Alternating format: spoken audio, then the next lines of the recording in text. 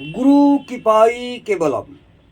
আমি অধ্যাপক ডক্টর শ্রী সুনীল শাস্ত্রী আপনাদের আজ কিছু অদ্ভুত যোগের কথা বলবো। জাতকের জন্ম যদি তুলা লগ্নে হয়, অর্থাৎ লগ্নের স্বামী শুক্র এবং পঞ্চম ঘরের স্বামী শনি যদি একসঙ্গে যুক্ত থাকে, তাহলে সেই জাতক বা জাতিকা ভালো অ্যাস্ট্রোলজার বা জ্যোতিষ হবেই হবে।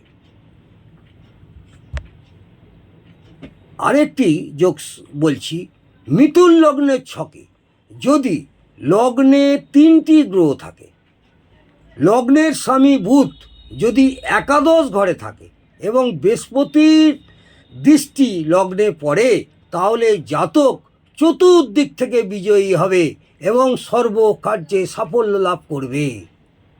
আরেকটি যোগ বলছি, যদি জন্মছকে শনি 3য় ঘরে স্থিত হয়, তাহলে জাতকে বংশমাত্র জীবনযাপন করার জন্যই হবে, কিন্তু জমা করার জন্য কিছুই সঞ্চয় হবে না।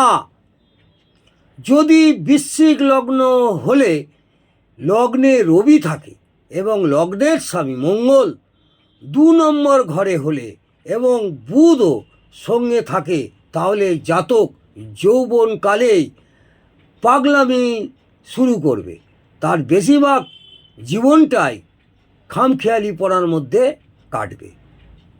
আরেকটি যোগ আপনাদের জানাচ্ছি, 13ই এপ্রিল থেকে 23শে এপ্রিলের মধ্যে যাদের জন্ম হয় তারা অনেক প্রভাবশালী হয়, কারণ এই দিনে রবি উচ্চস্থ হয়, যার জন্য রবির প্রভাব জাতকের উপর পড়ে। আরেকটি যোগ আপনাদের জানাচ্ছি, জন্মছকের 9ম এবং 10ম ঘরের স্বামী যদি নিজেদের মধ্যে সম্পর্ক হয়, তাহলে রাজযোগকারী হয়, কিন্তু 9ম ঘরের স্বামী যদি 10ম ঘরে হয়, তাহলে বেশি বলবান হয় না। আরেকটি যোগ বলছি, যখন 9ম এবং 10ম ঘরে স্থায়ী স্বামী যদি 1ম ঘরে থাকে, তাহলে প্রবল রাজযোগ হয়।